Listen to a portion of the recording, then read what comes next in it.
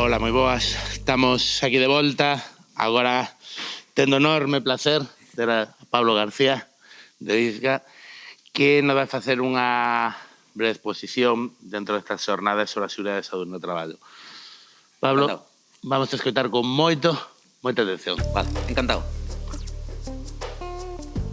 Buenos días a todos. Mi nombre es Pablo García.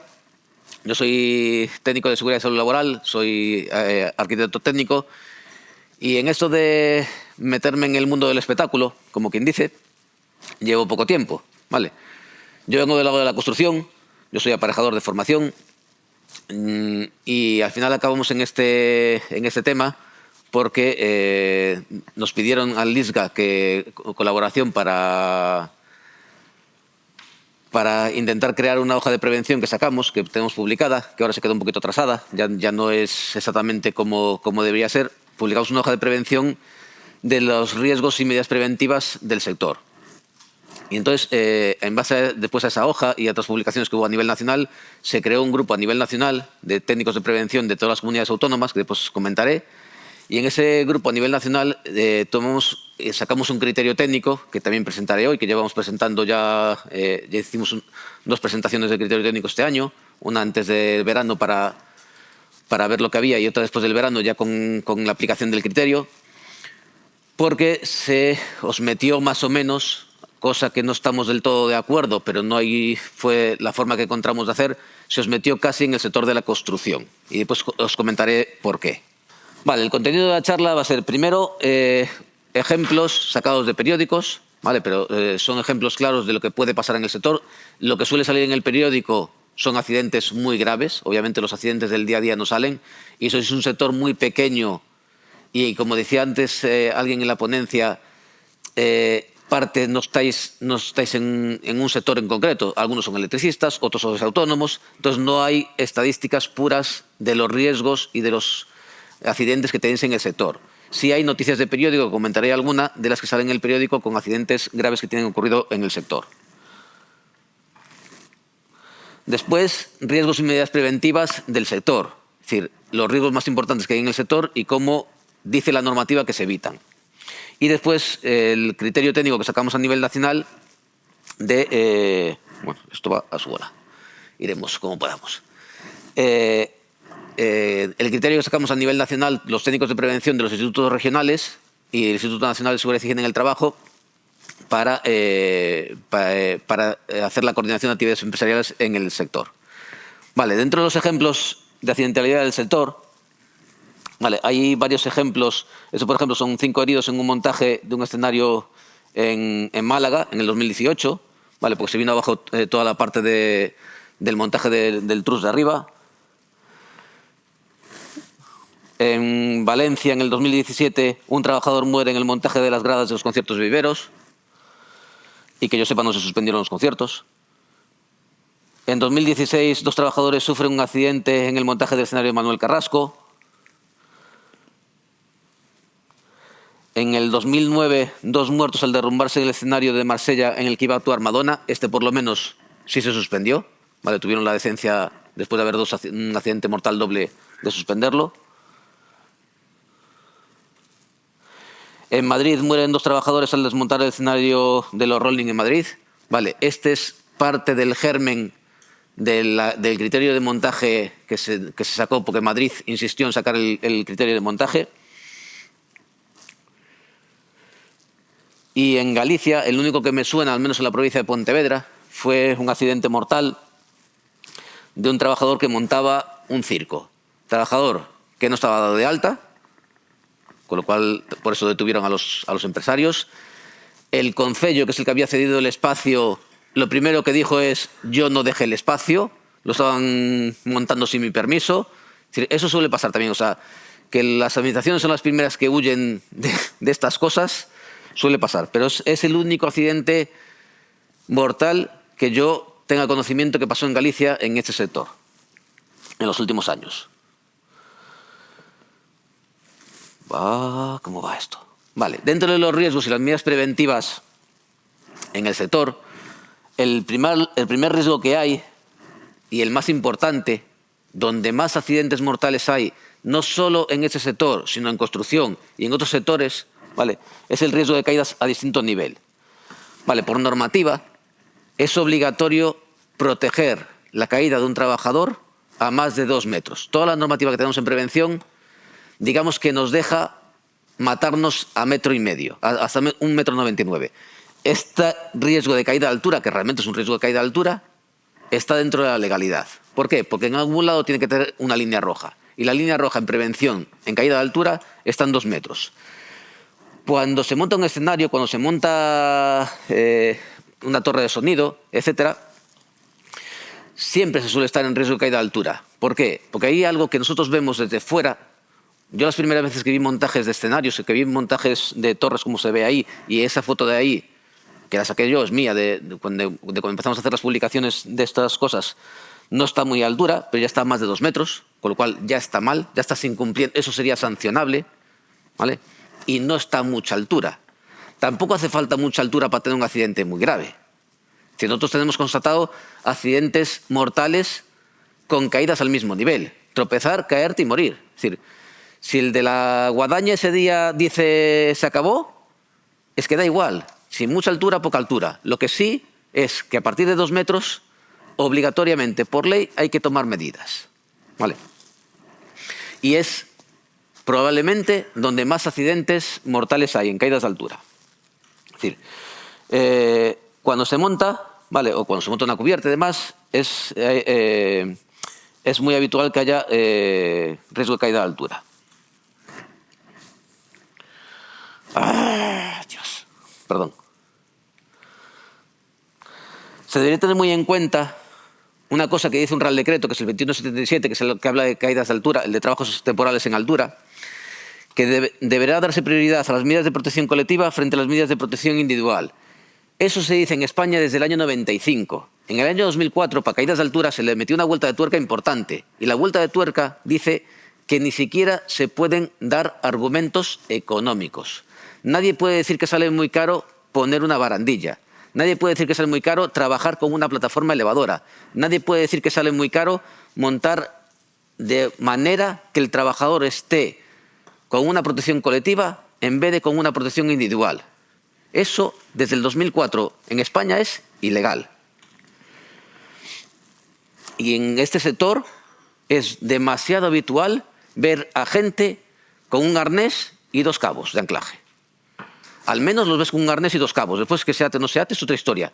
Pero al menos yo lo que tengo visto es llevarlo. No como el de la foto, que tampoco lo lleva. Pero por norma general sí es bastante habitual que al menos lo lleven. Pero lo que decía antes, es decir, si técnicamente es posible montar un escenario, ajustar una luz, lo que sea, con una plataforma elevadora, no se debería subir por una torre, ir caminando por algo en altura, sujeto, sabe Dios a qué, para ajustar un foco o para ajustar algo similar. Vale, eso, en teoría, si cumplimos la ley, es ilegal. De la misma forma, solo se debería emplear una escalera de mano como puesto de trabajo en altura si técnicamente no es posible emplear otro equipo de trabajo más seguro o que el trabajo entrañe muy poco riesgo. Es demasiado habitual en construcción, en astilleros, en este sector, usar escaleras de mano. Las escaleras de mano, la legislación no llega a prohibirlas como tal, pero casi las prohíbe. ¿Por qué? Porque lo primero que te dice la legislación es que el uso de escaleras de mano tiene que estar justificado por el bajo nivel de riesgo o por las características del emplazamiento que el empresario no pueda modificar. Y eso habitualmente no está hecho. ¿Por qué? Porque si alguien tiene que justificarlo, hay que escribir un papel que diga: yo, Pablo García, en función a que soy no sé qué, justifico que para este puesto de trabajo se puede usar una escalera de mano. Eso no existe. Y eso, después, cuando hay un accidente laboral y hay una caída de un trabajador de una escalera de mano, lo primero que llegamos nosotros, la Inspección de Trabajo o la Policía o la Guardia Civil, los papeles. ¿Hay una justificación para esto? No. Pues empezamos mal.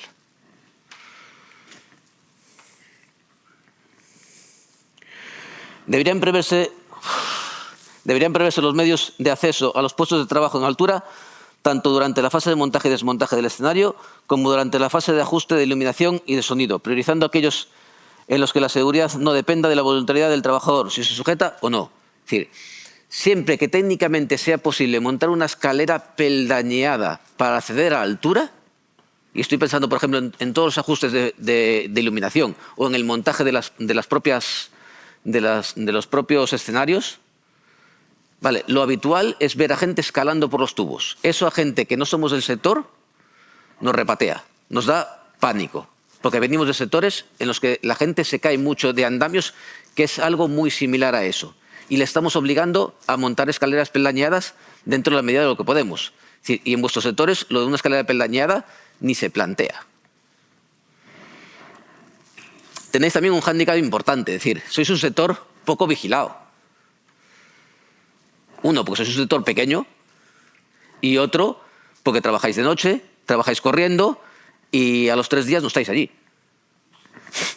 Habitualmente. Entonces, yo llevo, por ejemplo, este año intentamos hacer una campaña de ir a ver montajes en Galicia y yo me veía las programaciones de cuándo iba a haber un concierto, intentaba saber cuándo iba a haber un concierto, digo, si el concierto es el día 8, el día 7 está casi acabado el montaje, el día 6 estamos en ello. Es decir, 2 días antes, 3 días antes sé que sí había movimiento. Es decir, pero igual voy el día 9 y ya no hay nada. Porque en una noche se desmontó todo. Entonces es un sector poco vigilado por vuestra idiosincrasia, porque sois un sector muy rápido. Y que muchas veces montáis en sitios muy raros. Sí, porque no tenéis una localización. Es decir, vale, en Castrelos está muy fácil. Yo sé que cuando hay conciertos en Castrelos es fácil de localizar. Pero si montáis una fiesta no sé dónde, a veces localizar esa población es incluso complicado. De no ser técnicamente posible la realización de una determinada tarea más que mediante el empleo de EPIs, tienen que estar claramente fijados los puntos o las líneas a los que los trabajadores se pueden sujetar sus EPIs.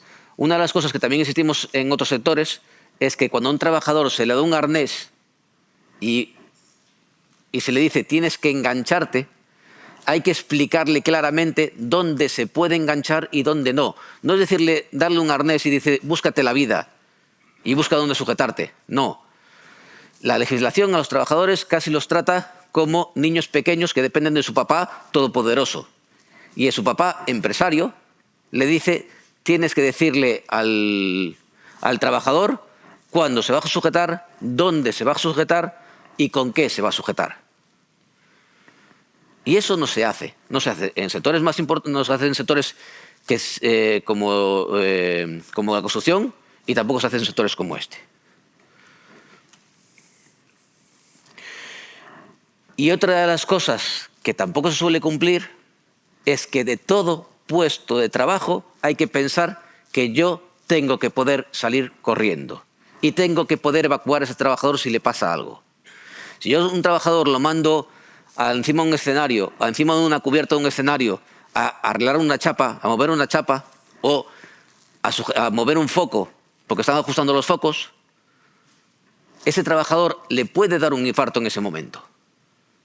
Yo siempre pongo 2 ejemplos con eso. Es decir, a ese trabajador le puede dar un infarto o ese trabajador puede sufrir una rotura de una pierna.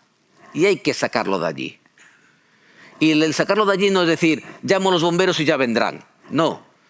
La legislación obliga al empresario a prever que todo puesto de trabajo tiene que poder ser evacuado rápidamente y poder evacuar a un accidentado. Y pensar que de todo sitio donde yo mando a un trabajador a hacer algo, si se rompe una pierna, tengo que sacarlo de allí. Y eso habitualmente no se piensa, pero no se piensa no solo en ese sector, no estoy poniendo solo las críticas del sector, lo que pasa, hoy me toca hablar con vosotros, sino que pasa en otros sectores. Otro riesgo también de los que suele causar accidentes muy graves o mortales es el contacto eléctrico. Para empezar, tenemos que diferenciar si estamos hablando de baja tensión o de alta tensión, si estamos hablando de más de 1000 voltios o de menos de 1000 voltios. Lo normal, lo más habitual, es no tener riesgo de alta tensión, pero si montáis en sitios donde haya líneas de más de 1000 voltios, líneas desnudas de más de 1000 voltios, tenéis que tener en cuenta lo que dice el Real Decreto 614 del año 2001 en cuanto a distancia con esas líneas. Vale. No es lo normal, no es lo habitual, pero puede llegar a pasar. Si estamos hablando del riesgo más común que existe en vuestro sector, estamos hablando de riesgo eléctrico a baja tensión. Cuando hablamos de riesgo eléctrico a baja tensión, tanto de contacto eléctrico directo como contacto eléctrico indirecto, hay dos normas técnicas que se deberían cumplir, que es la ITC-BT 33, que es instalaciones provisionales especiales o instalaciones provisionales y temporales de obras, y la ITC-BT 34, instalaciones con fines especiales, ferias y stand, que más o menos dicen las mismas cosas, que ahora comentaré alguna de las que dice. Hay que diferenciar si las instalaciones se realiza a la intemperie o en un interior, es decir, no tiene nada que ver la legislación de electricidad, la legislación técnica de electricidad, cuando hablamos de instalación a la intemperie o cuando estamos hablando de una instalación eléctrica de un recinto como este.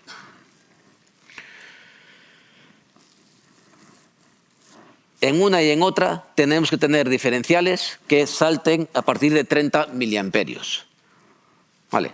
El problema de esto, que yo cuando tengo muchas conexiones y las conexiones van perdiendo electricidad según vaya teniendo más conexiones o más una sobre la otra, o sea, voy haciendo, como no me dan los cables, voy haciendo empalmes, pues cuanto más empalmes haga, más voy a perder corriente y es más fácil que me salten los diferenciales. Cuando me saltan los diferenciales, lo habitual es lo quito, para que no salte. Problema de eso, que si cualquier equipo de eléctrico de lo que sea pierde corriente, el trabajador en ese momento no tiene una defensa en ningún punto. Cuando hablamos de protección contra contactos eléctricos directos en exteriores, hay que cumplir una serie de condiciones. De los cables a emplear solo pueden ser cables que cumplan dos normas UNE, o la norma UNE 21.027 o la 21.150, y ser aptos para servicios móviles.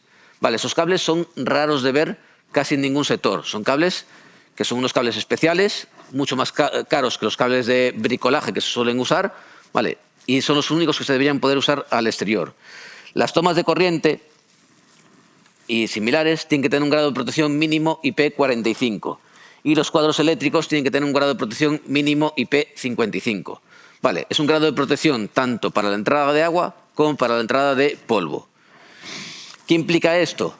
Que si nosotros buscamos tomas eléctricas IP45 no existen. Y nos tenemos que ir la mínima, como tiene que ser mínimo un 4 el primer número y mínimo un 5 el segundo número, nos tenemos que saltar las IP67, que son tomas eléctricas muy caras y muy raras. Y cuando queremos enchufar algo normal, ¿vale? Un taladro, ya no podemos enchufarlo porque no tiene una toma eléctrica IP45 mínimo. Por otra parte, hay que tener en cuenta que en todas las fases de montaje, desmontaje y durante la actuación, ¿vale? Tiene que haber una iluminación de emergencia para poder evacuar el recinto. Si falla la corriente, falla cualquier cosa, tenemos que poder evacuar el recinto. Es decir, eso en un recinto como este es muy fácil, pero muchas veces cuando estamos en la intemperie, cuando estamos en un solar y no hay otra cosa, si fallan los generadores, porque es lo único que tenemos, no hay nada más. Ni iluminación de emergencia, ni nada que se le parezca, ni señalización. Durante la fase del concierto sí. ¿Por qué? Porque durante la fase del concierto hay otras normas mucho más severas, que son las normas de público, que sí te obligan a tener esas cosas. Pero no pensamos que los trabajadores que están allí montando o desmontando también tienen que poder evacuar el recinto en caso de que pase algo.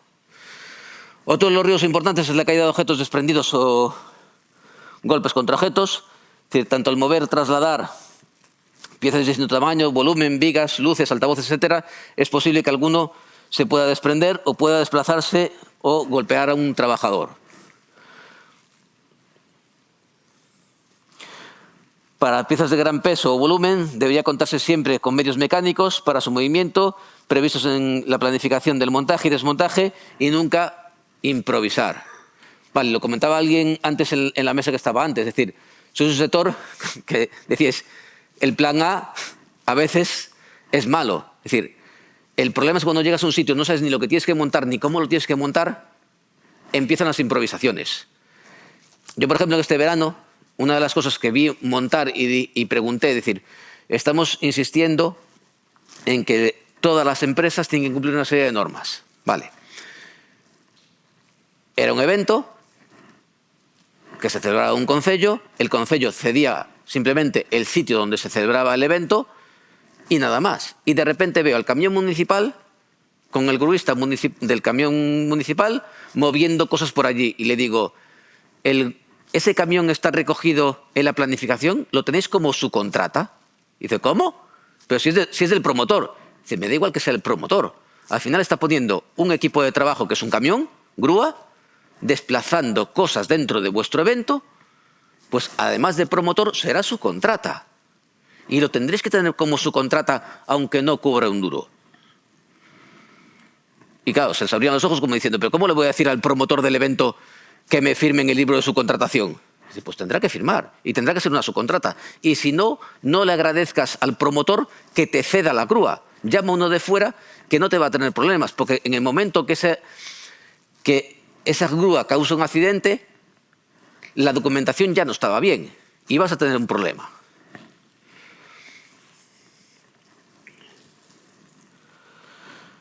Obviamente, siempre que se desplacen cargas, siempre que se desplacen cosas, es imperativo el uso de cascos 397.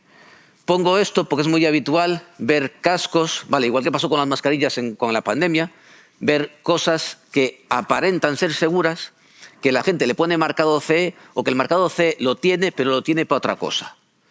Es decir, hay gorras rígidas que cumplen una normativa que es la 812, que son EPIs, pero no aguantan solo aguantan de golpes, no aguantan de caídas de objetos. Y la gente usa esas gorras rígidas porque dice, no, esto es un EPI, sí es un EPI, pero no te aguanta del riesgo para el que tú tienes en ese puesto de trabajo. Con lo cual tiene que ser un casco 397. Tanto los que desplacen la carga como todos aquellos que estén alrededor. Y si no, en el documento técnico que se haga de cómo hacer la seguridad de ese evento, establecer en qué puntos sí hace falta ese casco y en qué puntos no hace falta ese casco. Y obviamente para cascos, para trabajos en altura, para montajes en altura, ese casco debe llevar barbuquejo. También en muchos casos es necesario el uso de guantes. Es decir, y eso es defecto de todos los servicios de prevención. Es decir, los servicios de prevención suelen poner en las planificaciones, en la documentación que hacen, uso de guantes. No solo uso de guantes, debería especificarse, voy a usar un guante con estas características técnicas.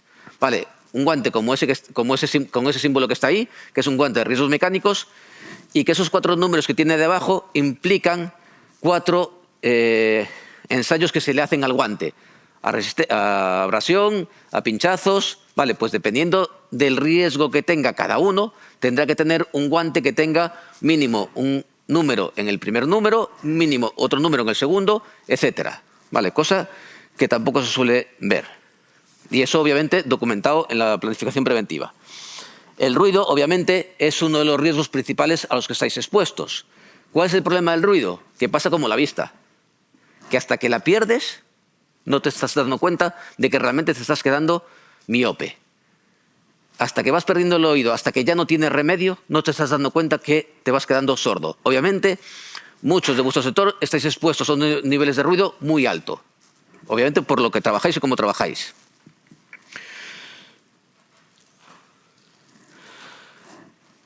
Pero una cosa es que los técnicos de sonido tengan controlado qué nivel de ruido tienen, ¿vale? O qué nivel de sonido tiene que os puede afectar al oído. Y otra cosa es que podéis tener durante el montaje empresas externas que participen en el montaje que ni siquiera tengan evaluado ese riesgo porque habitualmente no estén expuestos a ese riesgo de sonido, de un volumen alto. Es decir, pienso, por ejemplo, que llaméis a un pintor para pintar la parte de atrás del escenario. Es decir, ese pintor, su vida habitual no está expuesto a ruido, con lo cual no tiene por qué tener ese ruido, ese riesgo recogido en su evaluación. Pues habría que decirle o establecer cuándo se puede hacer pruebas de sonido o establecer lo que sea para que ese trabajador no esté expuesto a ese riesgo. Vale. Dentro de las medidas que se suelen proponer para estas cosas, establecer zonificación de partes donde pueda haber un nivel de ruido muy alto, realizar pruebas de sonidos en horarios en los que estén un mínimo de trabajadores expuestos a ese nivel de ruido y definir las características técnicas de las protecciones auditivas a emplear en cada zona. Vale.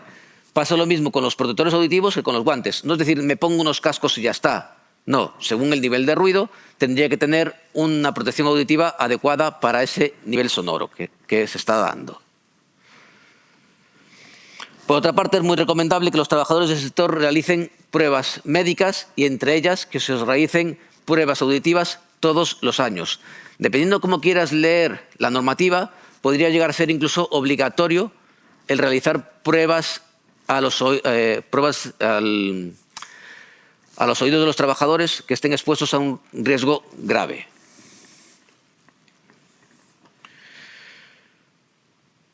Esto va... Perdonad, pero esto va un poco lento. Ahora se quedó ahí parado. Ahora. Vale. Algunos de los elementos empleados en el montaje y desmontaje pueden ser inflamables, con lo cual tiene que estar previsto no solo durante el evento, sino también durante el montaje y el desmontaje, tiene que estar previsto la posibilidad de riesgo de incendio. Y si hay elementos que puedan ser inflamables, tiene que haber medios de extinción adecuados. Tampoco vale de nada tener unos medios adecuados para extinguir un fuego si ninguno de los presentes sabe cómo usar un extintor o cómo usar adecuadamente un extintor o similar. Es decir, la mejor forma de apagar un incendio es apagar el conato cuando se inicia, ¿vale? Si ya se va muy grande es imposible apagarlo. Es decir, si los que están presentes, una no tienen medios o otra no saben vaciar un extintor y lo primero que hacen es vaciarlo lejos del incendio, por miedo, porque no se acercan al fuego, pues entonces mal vamos. Debería haber formación práctica en extinción de incendios o que al menos alguno de los presentes tuviese formación práctica en extinción de incendios. El golpe de calor, vale, es otro de los problemas a los que podéis estar afectados. Es decir, en Galicia siempre tenemos todos los veranos 1 o 2 personas que mueren por golpe de calor, ¿vale? A veces trabajando, a veces en labores en su vida particular, ¿vale? Pero no solo, el golpe de calor no solo se da cuando hay una temperatura muy alta, sino si tú estás haciendo un esfuerzo físico, la temperatura es bastante alta, ¿vale? Pueden darse golpes de calor. Y aquí entramos en cosas que es complicado de hacer convivir. ¿Por qué? Porque las únicas medidas que podemos proponer es trabajar a horas en las que no haga mucho calor, y solamente trabajáis a contrarreloj, con lo cual es imposible cambiar eso, pero debería ser así, ¿vale? Obviamente, darle agua a los trabajadores. Es obligatorio en toda empresa tener agua a disposición de los trabajadores, agua potable a disposición de los trabajadores. Intentar tener zonas con sombras para los trabajadores puedan hacer descansos, hacer turnos, ¿vale? Pero es complicado, porque obviamente vuestra mayor parte del trabajo se hace en verano y otra se hace en época de mucho calor, con lo cual es muy complicado y lo hacéis a contrarreloj, con lo cual es muy complicado cambiarlo. Vale. Otros riesgos que pueden darse es si aparecen cosas como pirotecnia, humo, animales, ¿vale? Todos esos elementos pueden generar riesgos muy extraños, por así decirlo, que tienen que preverse de manera adecuada las medidas preventivas para esos riesgos raros que puedan darse.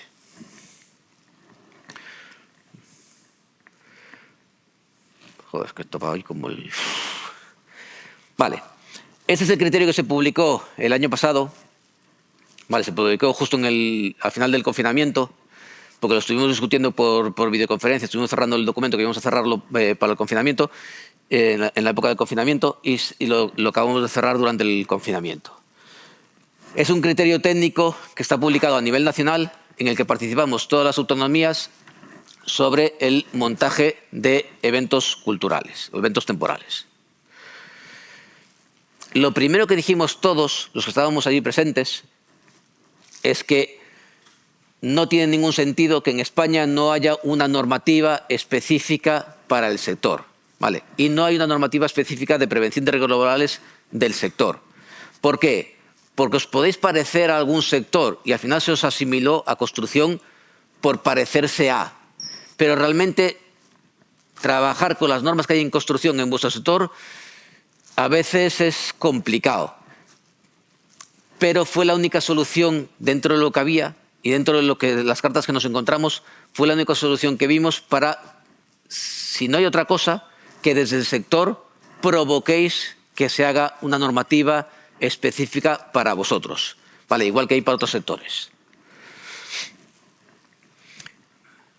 tanto muchas comunidades autónomas como algunos organismos privados publicaron diferentes documentos, y entre esos hay uno que publiqué yo, sobre los riesgos y las medidas preventivas del sector.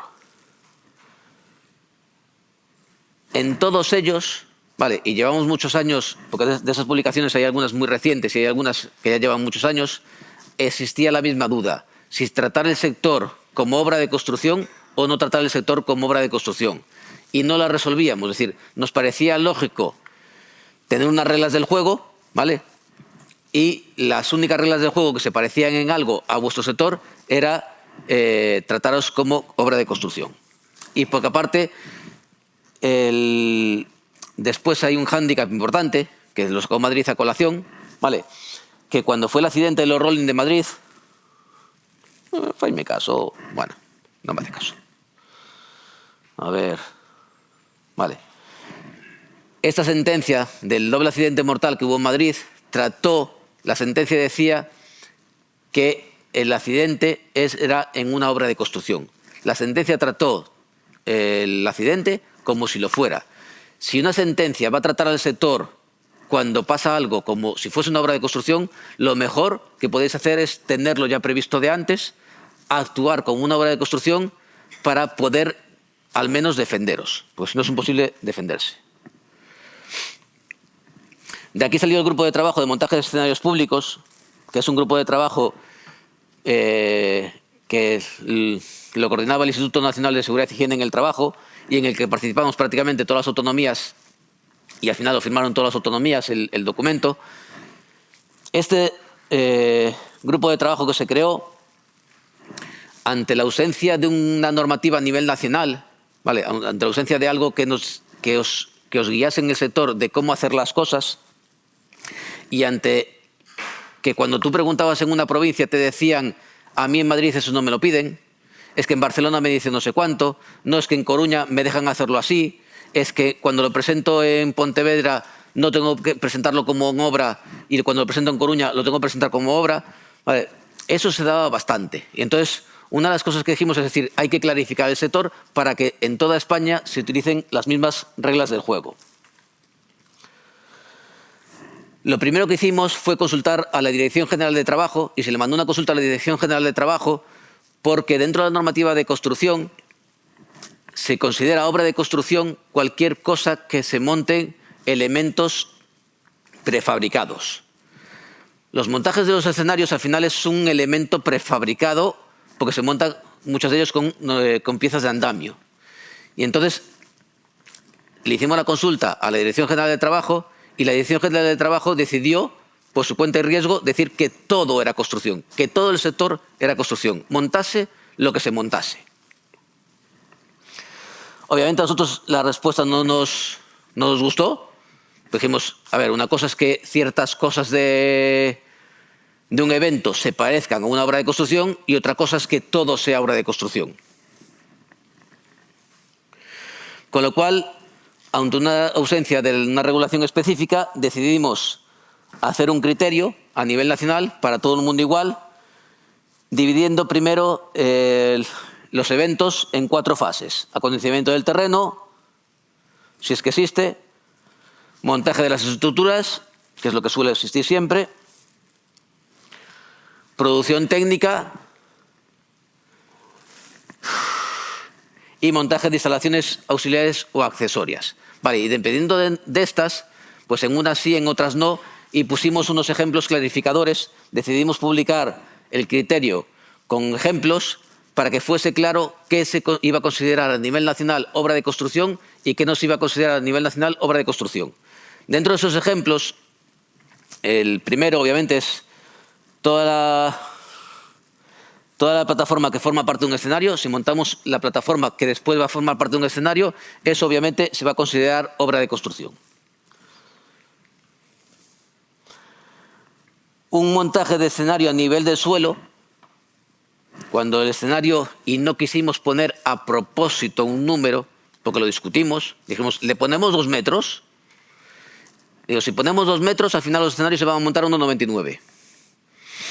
Si ponemos 2,50, se van a montar a 2,49. Con lo cual, a propósito, está puesto sin un número clarificador detrás. Obviamente ronda los 2 metros. Todo aquel escenario que ronde los 2 metros de altura o toda parte del escenario, como está ahí, la barandilla de arriba ya está rondando los 2 metros, todo lo que pase más o menos de esta foto para el norte y sea más altura que eso, se va a considerar obra de construcción. Si simplemente es un montaje que se realiza a nivel de suelo y tú a nivel de suelo eres capaz de enganchar las piezas sin subirte a nada, no se considera obra de construcción. Pero a propósito no hay un límite de altura, porque tampoco podemos sacar este criterio como si fuese una norma jurídica con números. Ejemplo 3. Montaje de estructuras que albergan la producción técnica. Es decir, todo aquello que se monta con piezas de andamio o similares, con madera, inventado como sea. Si yo monto una estructura para la producción técnica, esa estructura se va a considerar obra de construcción. Vale, tanto la que se monta para la iluminación y demás, como para controles de sonido y demás.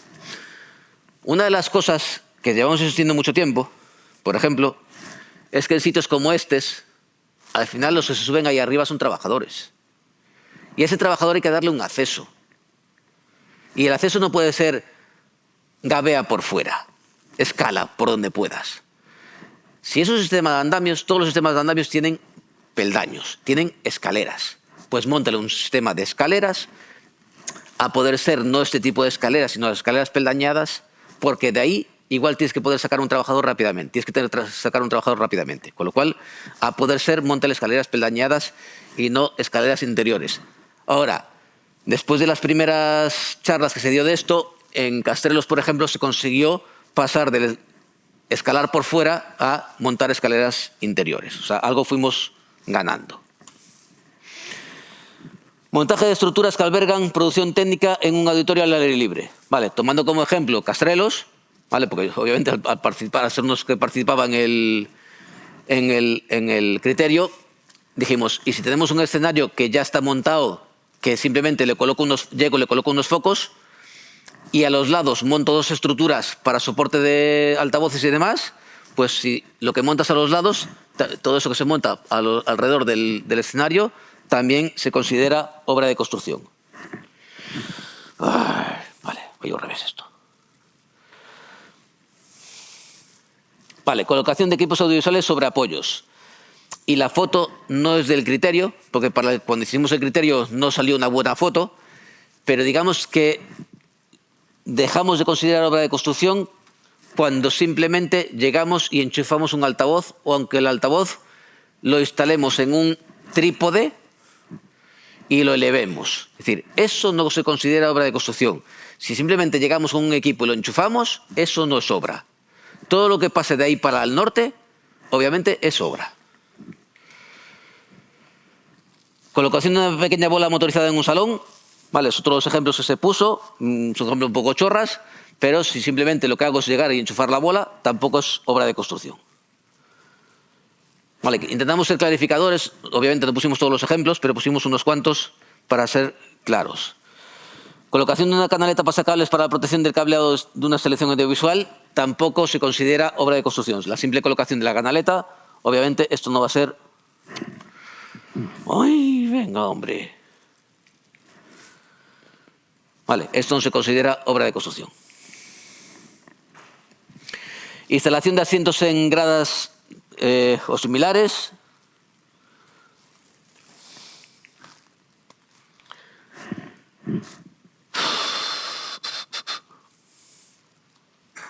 Vale. Esta instalación, por el montaje que lleva debajo, sí se considera obra de construcción. El simple montaje de asientos desplegables, vale, que ahora se está haciendo mucho, después del confinamiento se está haciendo mucho, esto no se considera, la simple colocación de asientos no se considera obra de construcción. Ejemplo 10, montaje de una pequeña estructura Barner para colocación de información relativa al evento, tampoco se considera obra de construcción. Simplemente el colocar los paneles del evento a poca altura o ser extensibles no se considera obra de construcción. El montaje de una carpa para el desarrollo del evento sí se considera obra de construcción. Es Y esto va a ser una lucha importante. Decirle a los que montan carpas para fiestas patronales y demás que tienen que cumplir el Real Decreto de obras de construcción para el montaje de ese tipo de carpas. Una cosa es esa carpa, ¿vale?, que ya lleva una estructura, ya lleva una grúa, lleva cosas para montarla, y otra cosa es una carpa desplegable, una pequeña carpa desplegable para autoridades, para lo que sea. Esto no se considera obra de construcción. Todo lo que se pueda montar sin necesidad de subirse a algo no se considera obra de construcción. Todo aquello que implique llevar una grúa, hacer montaje y demás, sí se considera obra de construcción.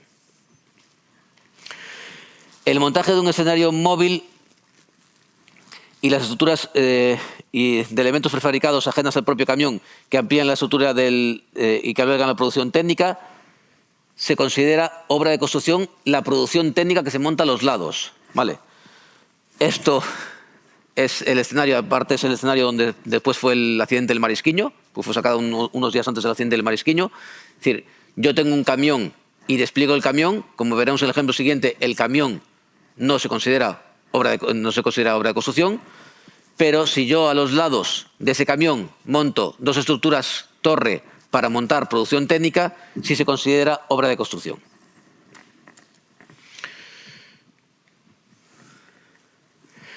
El escenario móvil, ¿vale?, aunque sea el de la Panorama con 5 trailers que se unen uno a otro, no se considera obra de construcción. ¿Por qué? Porque eso tiene su normativa específica, eso es una máquina, tiene que ir por directiva de máquinas y tiene que estar certificado como máquina. Con lo cual, eso no se considera obra de construcción, a no ser que le ponga elementos auxiliares a los lados. El acondicionamiento de terreno y el montaje de estructuras para el espectáculo con mountain bike y similares, ¿vale? Si yo lo que monto son estructuras de madera, de tierra, de lo que sea, tanto para el Marisquiño como elementos similares, eso sí se va a considerar obra de construcción, porque hay que construir cosas. El montaje de decorado para un espectáculo, ¿vale? Si yo monto una estructura soporte de un decorado y después monto el decorado, ese decorado se va a considerar obra de construcción. A ver. Vale, ¿qué implica ser considerado obra de construcción? ¿Qué cambios hay cuando se os mete dentro del saco de construcción? En principio, no existe ningún cambio con respecto a la seguridad de los trabajadores. Seáis considerados obra de construcción o no seáis considerados obra de construcción, no hay ningún cambio con respecto a la seguridad de los trabajadores. Tiene que ser la misma en un tipo de evento que en otro tipo de evento. ¿Qué cambia? Las reglas del juego. Cambia los papeles que hay que hacer para declarar el evento y qué papeles hay que tener durante la celebración del evento, durante el montaje y el desmontaje, perdón. Es decir, hay una cosa que la gente no es consciente, o en el sector no será muy consciente, es decir, que todo recinto en el que haya dos empresas trabajando a la vez, o que trabajen primero una y después la otra, tienen que cumplir la normativa de coordinación de actividades empresariales y tienen que cumplir un Real Decreto que es el de coordinación de actividades empresariales. Ese Real Decreto es igual para todos los sectores excepto para construcción. ¿Por qué? Porque en construcción, antes de salir ese Real Decreto, ya existía la coordinación de actividades empresariales. Y entonces es en el único sector en el que la coordinación de actividades empresariales tiene unas reglas marcadas. Si no estáis dentro del sector de la construcción, el problema es que no hay unas reglas marcadas, con lo cual no hay una forma clara de cómo hacer esa coordinación de actividades empresariales. Lo bueno que tiene que se os meta en el sector de la construcción es que esas reglas de juego son marcadas. ¿Cuál es lo malo? Que hay una serie de documentación que hay que hacer y hay una serie de técnicos detrás que tiene que haber, cosa que en otros sectores no pasa. Me explico. El promotor. Claramente define qué es el promotor de un evento, de una obra de construcción. Y lo que dice la norma es que el promotor es cualquier persona física o jurídica por cuenta de la cual se realiza una obra. Entre ellos puede ser la Xunta, las diputaciones, las asociaciones culturales, asociaciones de vecinos o un particular. Vale. O las trampas que hacen ciertas administraciones como la Xunta. Vale, porque después de trabajar una temporada con esto, nos dimos cuenta que la administración es la mayor incumplidora que hay normalmente en prevención de riesgos laborales, porque eso lo es habitualmente, pero que además se quita de en medio a la mínima. Y nosotros flipamos cuando en algunos eventos culturales vimos que la Xunta estaba detrás, la Xunta ponía dinero, pero que ellos no eran promotores. Que la promoción se la daban a una empresa y la empresa es la que hacía la promoción del evento.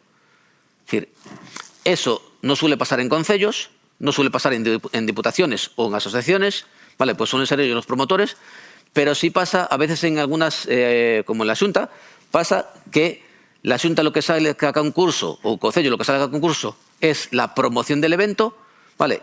Y pasa a ser una empresa privada la promotora de un evento que lleva publicidad de la Xunta o publicidad del concello. Entonces, lo primero que hay que tener claro es quién es el promotor de ese evento.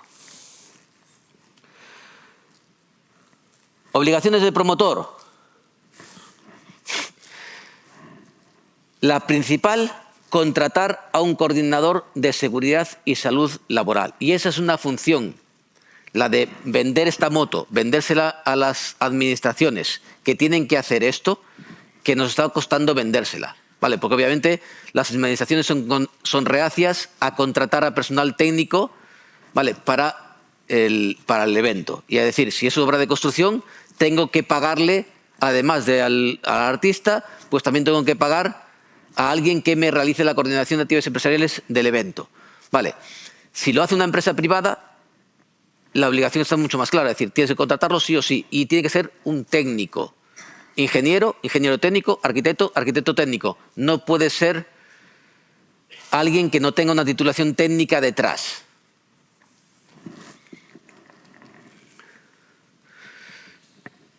En algunos casos, elaborar o mandar que se elabore un estudio de seguridad. En construcción está muy claro qué obras llevan estudio de seguridad, qué obras llevan un estudio básico de seguridad. ¿Vale? Incluso qué obras no llevan ni uno ni lo otro. ¿Vale? ¿Por qué? Porque llevamos años con una normativa, llevamos años aplicando la normativa, lo tenemos muy claro.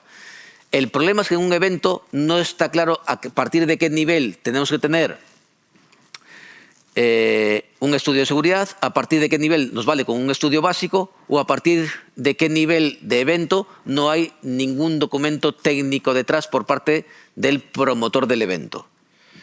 Vale, es una cosa que está coja al aplicar a este sector la normativa de obras de construcción, pero que tendremos que mejorar con el tiempo y igual se puede definir por parte del sector a partir de qué líneas rojas pasamos a tener un tipo de evento u otro tipo de evento. Vale, el contratista. La definición que viene en el Real Decreto de Obras de Construcción sobre el contratista es la persona física jurídica que asume contractualmente ante el promotor, con medios humanos o materiales propios o ajenos, el compromiso de ejecutar la totalidad o parte de las obras con sujeción al proyecto o al contrato. Es decir, toda aquella empresa que contrate el promotor del evento para la realización de una parte del evento es contratista. Y en una obra puede haber un contratista, o en un evento puede haber un contratista o puede haber muchos. El promotor, además de promotor, también puede ser contratista. ¿Vale? Pero puede haber muchos. ¿Cuáles son las obligaciones del contratista? Antes del comienzo del evento, tiene que aperturar el centro de trabajo. Y aquí empiezan las pegas. Para poder realizar esta apertura del centro de trabajo, que es un documento que se hace telemáticamente, ese contratista tiene que tener un número de registro de empresa acreditada. Fue complicado este verano, ¿vale? Pero se fue consiguiendo que las empresas entrasen en el registro y se acreditasen en el registro. ¿Qué implica tener el registro? Implica, una, tener contratado un servicio de prevención, que ya es obligatorio. Otra, tener un número de personal fijo y una formación de ese empresario y una formación de esos trabajadores. Y ahí es donde empiezan las pegas, sobre todo con el tener un número de personal fijo dentro de las empresas. ¿Por qué? Porque sois empresas que habitualmente no tenéis personal continuamente en la empresa, sino que vais contratando para los distintos eventos. Entonces, con lo cual, tener un número de empleados fijos es complicado. Otra de las obligaciones del contratista es elaborar un plan de seguridad o una evaluación de riesgos específica de esa obra o de ese evento. Es decir, si yo monto un evento, tengo que hacer un documento técnico que diga dónde están los riesgos y cómo voy a evitar esos riesgos. Eso en construcción llevamos haciéndolo desde el año 97 y llevamos haciéndolo mal.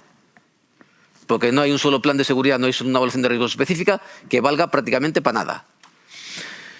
Si llevamos muchos años de experiencia en el sector de la construcción y se lleva haciendo mal, pues un sector que ni estáis en este juego, hacer este documento bien va a ser complicado.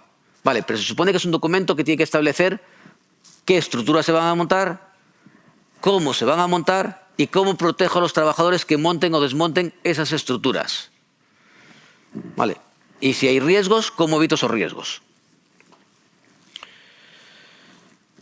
Otra de las cosas que hay que hacer, y es otro de los problemas que surgieron este verano en el sector, es si yo voy a tener subcontratas, tengo que tener habilitado un libro de subcontratación. Problema del libro de subcontratación, que físicamente solo se habilitan en 4 sitios en Galicia. En Coruña, Lugo, en Orense y en Vigo. Y claro, si tú tienes un concierto en Cuspidiños de Arriba y tengo que ir a habilitar el libro a Vigo y volver a Cuspidiños de Arriba, pues a veces es complicado. Porque las provincias son muy grandes. Y esto solo se habilita físicamente. Y el libro tiene que ser físico y firmado y sellado por la Xunta de Galicia, por la Consellería que lleve la parte de trabajo. Y obviamente después en ese libro llevar al día las subcontrataciones, que también es complicado. Nombrar alguno o varios recursos preventivos. ¿Qué es un recurso preventivo? Es una persona que su función básica es vigilar que la gente cumpla lo que dice el plan de seguridad. Vigilar que la gente se dedique a hacer las cosas como dice el plan de seguridad. Esa debería ser su función, única y exclusivamente. En construcción no se dio. Vale, en construcción llevamos años también con esto y el recurso preventivo suelen coger al encargado y nombrarlo recurso preventivo, con lo cual si ya tenías trabajo, pues ahora tienes trabajo y medio. Con lo cual el trabajador no se dedica solo a vigilar, el recurso preventivo no se dedica solo a vigilar, se dedica a hacer muchas otras cosas y hace poco de recurso preventivo. Vale, a ver si cogéis la parte buena del recurso preventivo y no cogéis la parte mala. Vale. Problema de esto, que tiene que ser un empleado de la empresa contratista. Con lo cual no me vale contratar a un autónomo y ponerlo como recurso preventivo. ¿Por qué? Porque la normativa me dice que puede ser alguien del servicio de prevención. Pero alguien del servicio de prevención, si lo contrato para el evento y lo pongo como recurso preventivo, me va a costar una pasta. Con lo cual, obviamente, eso es raro que se haga. Llevar un control documental de los trabajadores de las subcontratas. Es decir, si tú subcontratas trabajos, eres responsable de los trabajadores de las subcontratas. Tienes que saber que están dados de alta. Tienen que saber qué formación tienen en prevención de riesgos laborales. Tienes que ver los reconocimientos médicos de esos trabajadores, etcétera. Es decir, como si fuera un trabajador tuyo, pero incluso con más implicación. Si yo voy a invitar a mi casa a hacer parte de los trabajos a una empresa subcontratista, a esa empresa subcontratista tengo que tener los trabajadores controlados y saber quién me entra por la puerta. Se discutió y se aclaró, porque era una cosa de las que chirriaba mucho en el sector, ¿vale?, que la formación del convenio del sector de la construcción, no. Vale, en el sector de la construcción hace unos años se sacó una formación que lleva traído mucha tela, ¿vale?, pero todo trabajador tiene que tener una formación obligatoria por convenio. ¿Vale? Esa formación de convenio no aplica a trabajadores de otros sectores.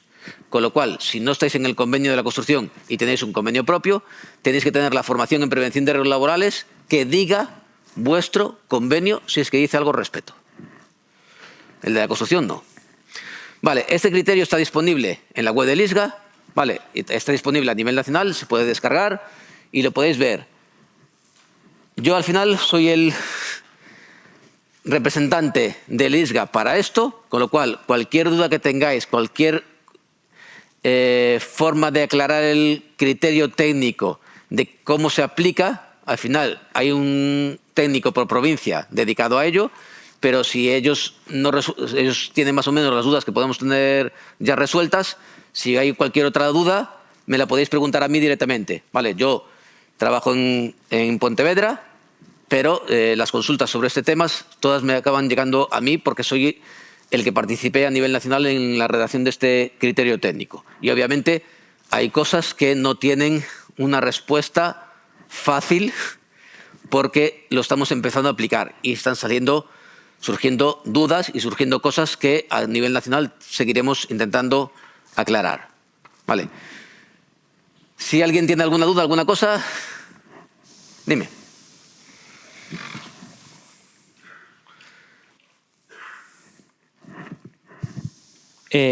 Bueno, 3 cositas. La primera, que según lo que dices tú, no hacemos el 80% de los eventos, seguro. O sea, yo no sé hasta qué punto vosotros podéis meter mano ahí en las cosas, pero lo que me has dicho tú para mí es no sé, es como si estuviera viendo una película de ciencia ficción. Pero bueno, esto como... A ver, es un criterio a nivel nacional. En grandes eventos, vale, este año yo visité 7, de los 7, 7 más o menos grandes, de esos 7 yo creo que 6 lo intentaron. Uno creo que no hizo absolutamente nada. De hecho, le he pedido documentación y todavía estoy esperando, desde verano. Los otros 6 al menos movieron cosas. Pues suerte. Claro, que estamos tuviste. hablando de los grandes. Obviamente, cuanto más abajo bajemos, pero pasa también en construcción en otros sectores. Es decir, si tú vas a una gran obra, los papeles los tienen, a veces vas a una obra pequeñita y dices tú, vale. Casi mejor ni entro. Una pregunta sobre el recurso preventivo, sí. Que tiene que poner el contratista, como comentaste. ¿El contratista o los contratistas? O los contratistas. ¿Tiene que tener algún tipo de formación? Mínimo nivel básico. O sea, tiene que tener el curso de prevención de riesgos, el básico. De 50 horas. El de 50 bueno, horas. Otra duda. ¿Sois un sector de riesgo? ¿No sois un sector de riesgo? No lo sé. El riesgo está en todos los lados. Ya. A ver, si estamos hablando de caída de alturas, por ejemplo, que monta la estructura, no, obviamente no montamos estructuras, pero bueno, al final estructuras siempre terminas montando, porque lo mismo montas un trus, sabes, que unos motores, me refiero, riesgo siempre existe en este sector, como tú comentabas. A ver, es que la diferencia está, hay sectores que es muy fácil meterlos en el saco, la diferencia está en curso de 30, curso de 50 horas. Y en construcción incluso 60. Pues subieron ese mínimo de 50, lo subieron a 60. Vale, pero me refiero que tiene que tener ese curso, o sea, esa formación mínima para poder ser el recurso preventivo. De nivel básico, sí.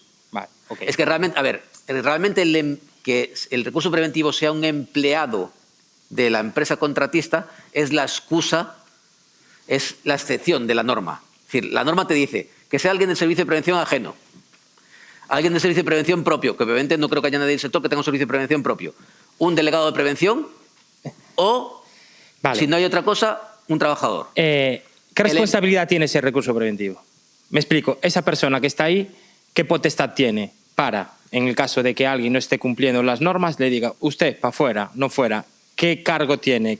O sea, me refiero... El que se lo quiera poner la empresa. A ver, yo te explico lo que sí conozco bien, que es construcción. Se está nombrando a los encargados como recurso preventivo. Al final el encargado ya está jodido, porque tiene voz de mando. Entonces, si tienes voz de mando, ya tienes responsabilidad.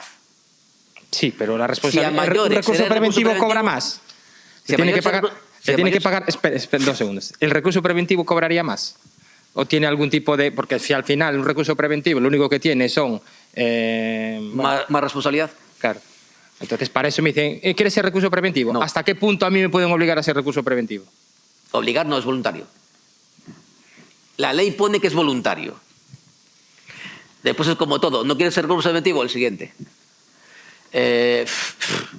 A ver, una cosa es lo que ponga la ley y otra cosa es la realidad. ¿Vale? ¿Qué se vivió en construcción? Que como nadie quería ser recurso preventivo, nombraron a los jefes de obra, a los encargados, ¿vale? Al que pillaban por allí que tuviese un curso básico. Tanto se deformó el recurso preventivo en construcción que no vale para nada. Y que no se le está buscando responsabilidad porque no vale para nada. En construcción. ¿Qué tiene que tener un recurso preventivo o qué debería tener? Voz de mando. Y dedicarse casi en exclusivo a vigilar. Si yo tengo una persona que su única función es vigilar que se cumplan las normas ¿vale? Y tiene voz de mando y pasa algo, empieza a tener responsabilidad. Claro, si pasa algo a un compañero, aun habiendo cumplido de todas las medidas tal, el recurso preventivo, ¿qué punto tiene no de responsabilidad, pero que se le puede venir encima, no se le puede venir encima? Al final hablamos de responsabilidad penal, de cárcel. O sea que no voy a cobrar más, no voy a no sé qué, no sé cuánto, y aún encima si pasa algo va sobre el recurso preventivo. Claro. A grande modo me estás contando, sí. Sí. O sea que entonces, si es voluntario, sabemos la respuesta. Entonces, a ver, ¿no? pero es como lo todo. tendremos claro. Tú vas a cualquier centro de trabajo y le dices, fírmame esto, y empieza que te firme lo que. O sea, cuando a la gente le haces firmar cosas, suele tirar para atrás. Es decir, a ver, es que está mal parida la figura de recurso preventivo. Y como está mal parida y después por encima se tergiversó, es muy complicado darte una respuesta concreta y bien dada. Vale, pero obviamente en la figura de recurso preventivo es algo breao. En construcción no vale para nada. Tampoco conozco una sola sentencia contra un recurso preventivo. Sí, al encargado, que además era recurso preventivo, tiene un galón más. Pero no se suele tirar contra los recursos preventivos porque no tienen capacidad de paralizar. El encargado sí. Cuando tú tienes voz de mando, empiezas a tener responsabilidad. La cobres o no la cobres. Cuando en un centro de trabajo el empresario no está, porque si está el empresario, el primer responsable es el empresario, punto, no hay otro. Si no está el empresario y hay un encargado, un capataz o alguien que da órdenes, ese empieza a tener responsabilidad. Lo cobre o no lo cobre, si pasa algo. Y sobre todo, si pasa algo por una orden directa de él. Si estás allí como responsable de seguridad y dices tú, esto se hace de esta forma y por hacerlo de esa forma pasa algo, estás bastante jodido. Ahora, sentencias que haya, que yo conozca en Galicia, que haya metido a la gente en la cárcel por un accidente laboral, una, en 18 años. Por un accidente laboral mortal, ¿eh? Y porque aquello fue un desastre de los desastres. Una, porque condenaron al empresario y a otros 3 a más de 2 años de cárcel. Sí hay muchas condenas con 3 meses, 6 meses, esas sí hay muchas, por accidentes laborales incluso graves. O porque llega un acuerdo y el acuerdo es esta pasta y 3 meses de ¿cómo se llama? De inhabilitación. Y se suelen cambiar mucho por dinero también, las penales. ¿Más dudas? Bueno, antes de nada, creo que todos agradecemos a Pablo muchísimo su presencia. Ves que es un tema que levanta mucho interés entre todos nuestros asociados. El interés salió del sector hacia nosotros, que es extraño, ¿eh? O sea, después a nivel nacional no, porque a nivel nacional ya se estaban moviendo cosas, pero en Galicia realmente fue una asociación de productores la que me llamó y me dijo, ¿podemos hacer algo? Es decir, es lo extraño. Lo habitual es que la prevención a los empresarios le dé yuyu. Somos un sector muy característico, muchas cosas. Entonces, antes de nada, agradecer la participación y pediros que esta vía de comunicación no se cierre. Somos el único sindicato del sector y muy posiblemente os traslademos más dudas. Y nada, que muchísimas gracias. Vale.